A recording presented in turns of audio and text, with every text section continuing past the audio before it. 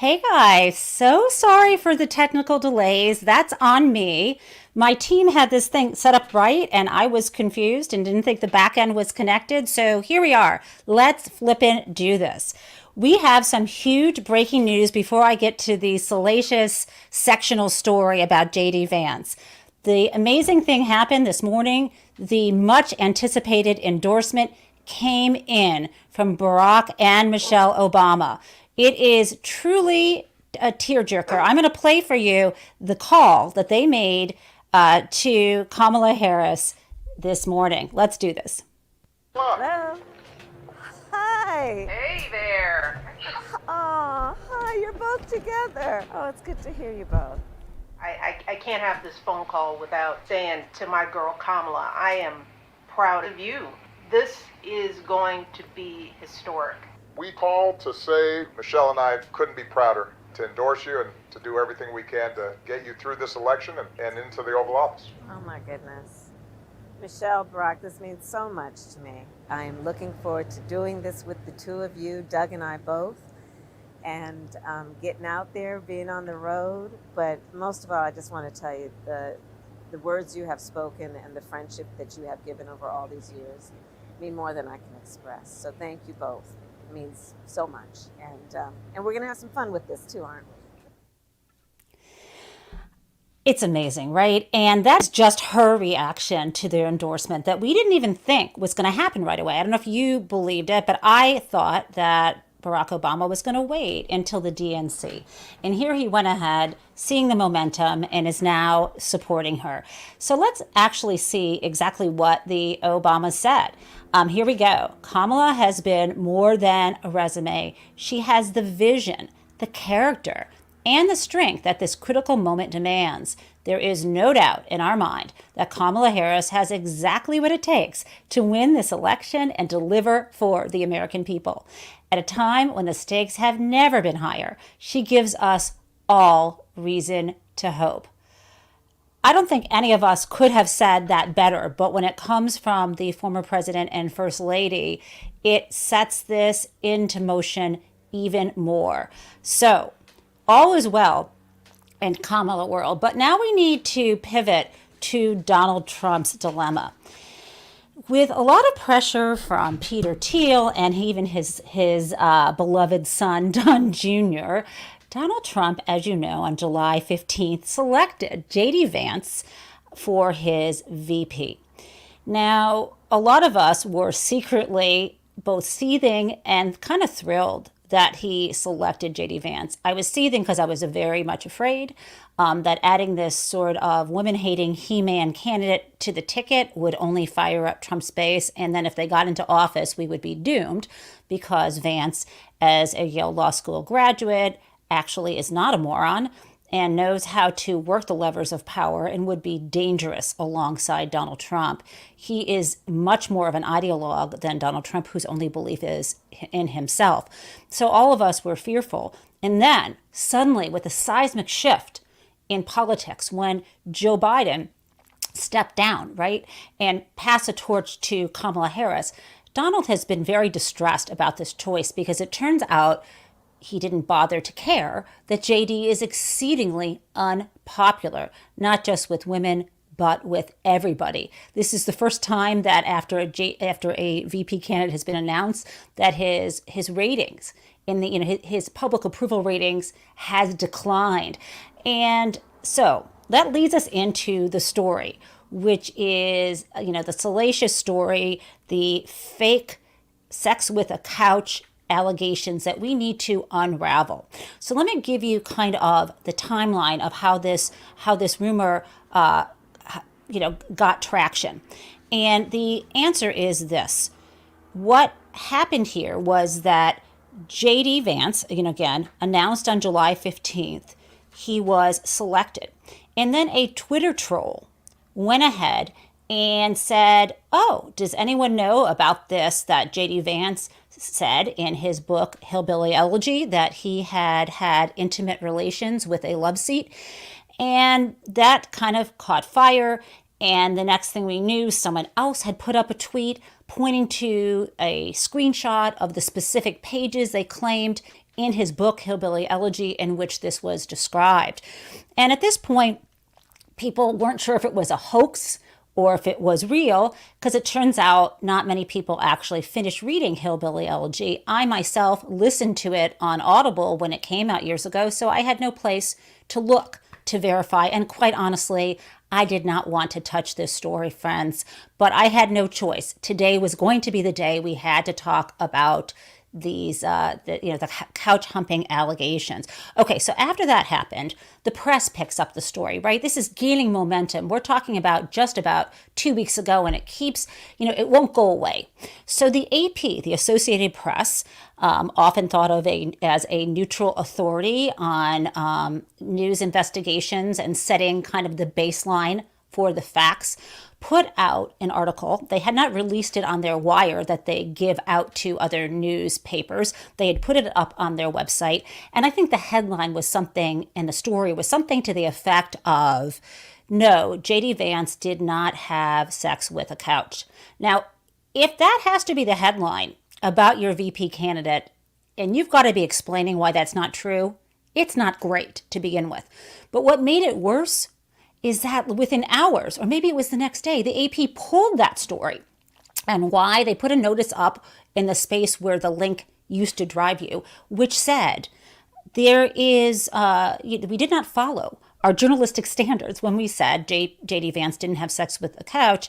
Essentially, the problem there was there's no way to verify unless you were there, or you were the couch, or you're J.D. Vance, or he admits it, that he did or did not engage in this intimacy with the cushions. And so all they could do is say, well, we've verified that he didn't say that he had sex with a couch. And I cannot even believe this is our news cycle.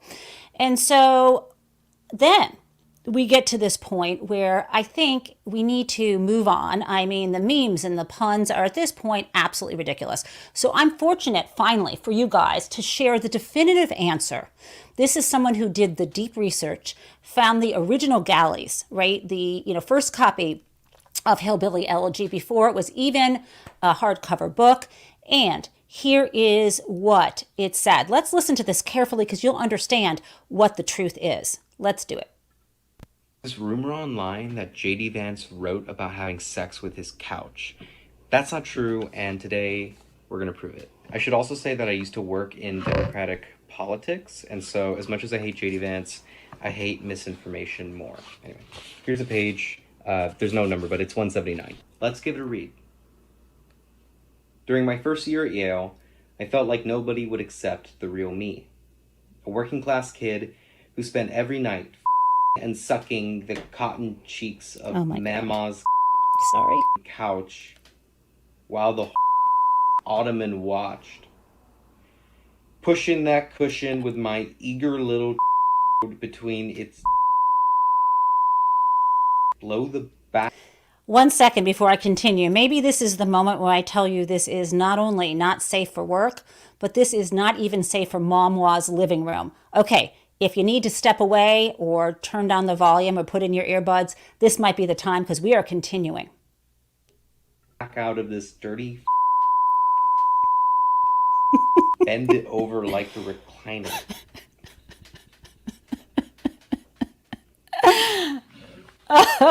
Unlike my classmates, I didn't grow up with a chaise lawn. I had a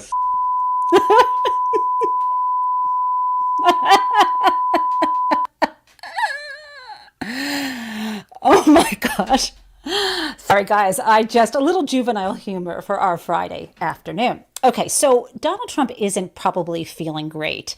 And in addition to having this very embarrassing and highly unpopular VP who not only has this terrible rumor that is not true, being repeated about him, he also is a misogynist. We know his views about staying in a relationship if you are being abused violently or emotionally with your partner. He thinks women should stick with that. He thinks that girls and women who are raped and become pregnant should be required to give birth to the child of their rapist because, they should not be able to get out of this, what he considers mere inconvenience. It goes on and on and on. So I kind of don't feel so bad about that rumor. But Donald is freaking out. He is running scared of Kamala Harris, even though there was a debate scheduled for September 15th, which would be 3 days before his sentencing in the criminal case, if you mark time the way I do, based on when his criminal sentencing and when like Steve Bannon's trial is and such. But anyway, on September 15th, they were committed. The DNC and RNC had committed that their candidates would debate, and everyone thought that was going to be Joe Biden and Donald Trump. And now that Harris is a presumptive nominee, and of course, by September 15th, we will be through the convention, and she will likely be, or someone else, which is highly unlikely since she has secured commitments from a vast majority of the delegates. But at any rate, she will be the nominee, and so will Donald Trump on September 15th. And now he has backed out of that debate. He knows he would get crushed. He knows that the tables would turn. He saw what happened to Joe Biden when he did not do well, to say the least, at that debate, how that set in motion all kinds of doubts about his ability to govern, quite unfairly, but that's what happened. And so Donald Trump doesn't dare appear on stage with Kamala Harris, and he's made up some kind of crazy excuse that no one believes. I mean, the excuse he has made up is that, oh, well, the Democrats will change their mind again, so we're not going to commit. Oh, come on, Donald. We can see right through you.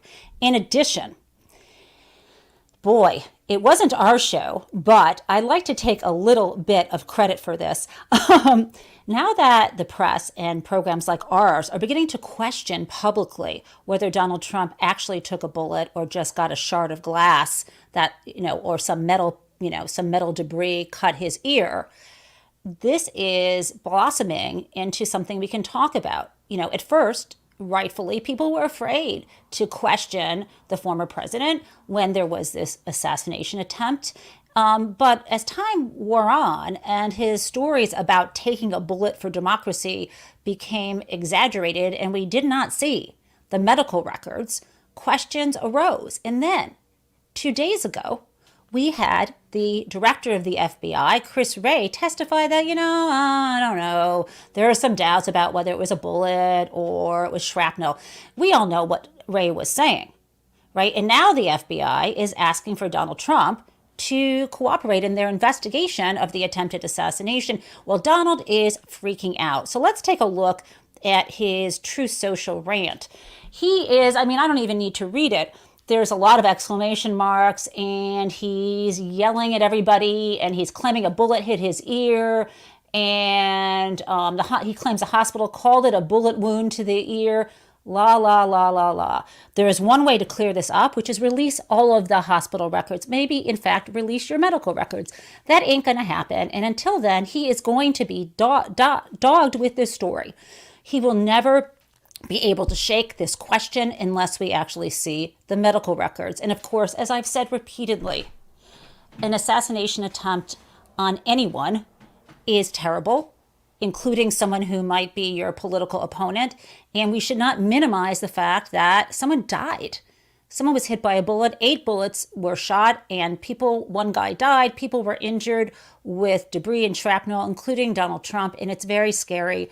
And we should condemn it. And we should also be honest about what happened. And one of the reasons why it's really important to be honest, as we have seen medical experts say that if that bullet from the semi-automatic rifle actually hit his earlobe, it would have been torn apart. But even so, that kind of velocity or that kind of force toward his head, even if it was just his ear, could create some permanent a concussion or maybe some kind of brain damage or anything. And so this is why we need to know all of it. So you can't have it both ways, Donald.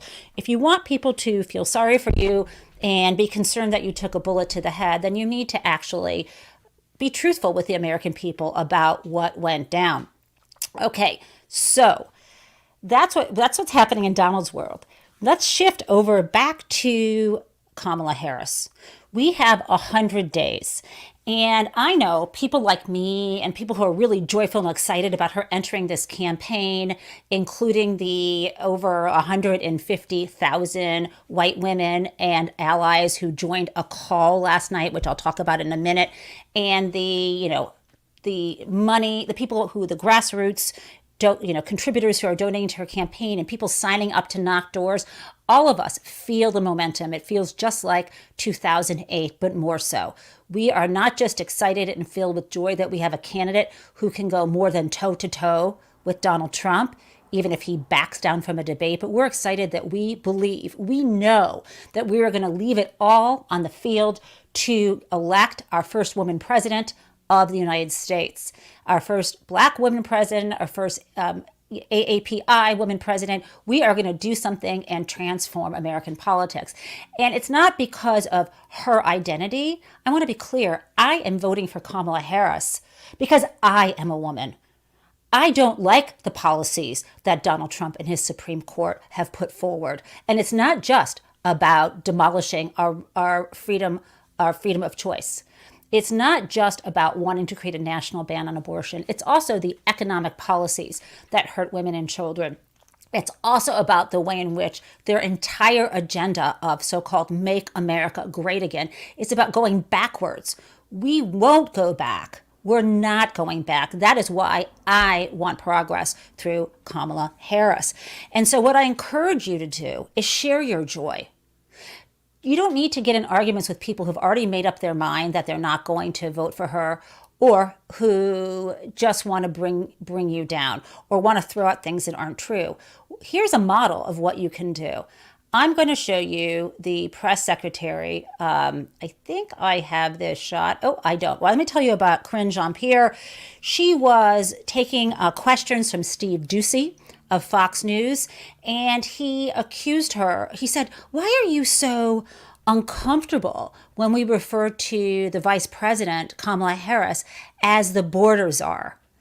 And her response to him was something to the effect of, "Steve, why are you so uncomfortable with the reality that that was not her role, and ignoring the fact that the Republican Party refused to support a very strong border protection bill that was on the agenda?" In other words, don't let people back you into a corner with misinformation. Make sure you have the correct information at your fingertips.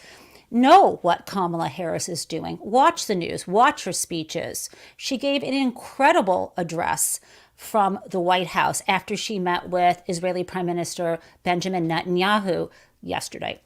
And I encourage you to listen to it. It's very short, but in it, she emphasized the need to end the war in Gaza. She talked honestly about the conditions there, something that Netanyahu did not, about people going hungry, hundreds of thousands of people. She talked about how complicated the issues are there and the bottom line of needing to end the war. And she began her talk reading the names of the American hostages who are still in Gaza, and ultimately said, we need to follow through with President Biden's plan to end the war, to release the hostages, and to provide financial and cultural support and international support for the Palestinian people who have suffered, and work our way to a two-state solution, which seems out of reach now, she admitted, but it's something we have to do and end the war. So I encourage you, listen to what she's saying on international policy, on domestic policy, and how she is lifting our spirits. And speaking of lifting our spirits, I know I talked about this yesterday, but last night and earlier today, we broke Zoom, right? This is the Zoom conference call organized initially by Shannon Watts, a leader from Moms Demand, and she was modeling this conference call after these Zoom conference calls held by organizations like We Win with Black Women, as well as an organization of Black men who came together to share organizing strategies and to collectively and joyfully contribute to the campaign. And there were so many people who registered for this call and tried to join it. I was on the Zoom. There was like over 150,000 people at one point, and the whole thing kind of crashed. And then we got back up to 80,000, and finally people had to be streaming it, watching it on YouTube, while simultaneously some people were in the Zoom room. And in 90 minutes, together we raised $2 million. And that's kind of amazing just on its own. But the fact that it was really hard to even donate because there were so many people trying to give to the campaign that crashed also. And if you want to know more about this or how to donate, follow me on Twitter. I'm at Jen Taub, and there's information there. And I want to share with you a really inspiring clip. There were so many women that all of us admire, but I want to add, including the singer Pink, who had literally just gotten off the stage performing in Sweden and got on the call. Glennon Doyle, so many others, and I want to share this one with you. It is Olympic football or soccer, I guess we say, star Megan Rapinoe and her wife Sue Bird. Let's do this. Let us take our cues from them. 40,000 Black women just the other day, like literally in the snap of a finger, Win with Black Women, getting organized and getting around this. White women, this is our opportunity to show up, not only for ourselves, but for Black women. They've given us the whole playbook on how to show up and energize and be organized and really do the right thing and to tap into all of our networks. So let's just follow their lead. This is going to be an incredible time. It's going to be hard. We all know that, but we can do hard things, right? Just a couple of things. Everybody has said it, but like organize. Keep talking to people, coffee shops, do a fundraiser, conversations that you have. Like you have no idea how many conversations those people are having. So keep doing that. Donate, obviously, if you have those means. Donate. Get your friends to donate. Every dollar counts, as we know. And vote. Nothing really matters if you don't vote. So many people and women have fought for our right to vote and have continued to keep that safe and continue to give us the opportunity to live in this amazing country and continue to fight for our country living up to what the promise is. I think Kamala said that the other night, and I loved that. So get out there, vote, make sure you're registered, make sure your friends are registered, everybody. I think probably everybody on this call is, but let's go for the next 100 and some odd days. After she said that, she said and screamed LFG, the full words. It was amazing. So if you still want to participate, what's incredible is that there is an organization now that is, women who are supporting Kamala Harris. I think it might be a PAC, they were going to have it on Sunday night. But now it's going to be Monday because so many people are responding. So all the different groups of women and everyone is welcome. There is a call you can register for this coming Monday night at 7 p.m., an organizing call. You can find information about that also on my Twitter link at Jen Taub, or you can follow Shannon Watts and you'll find it there as well. Okay, guys, so that brings us to Crazy Town. Today's Crazy Town is Fox News, and it is Donald Trump phoning it into Fox News and being still so utterly arrogant and unwilling to show weakness that he is actually saying, you guys, I don't need people to vote for me. I tell them not to. Let's listen to this, and I'll see you on the other side. Lawyers at every poll booth. We have that's what in fact, my instruction, we don't need the votes. I have so many votes.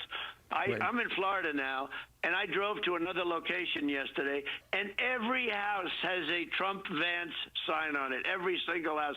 There's not a house that we passed that doesn't. We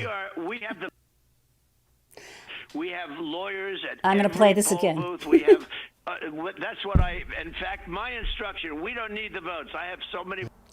Let's say that again. We don't need the votes. I have so many votes.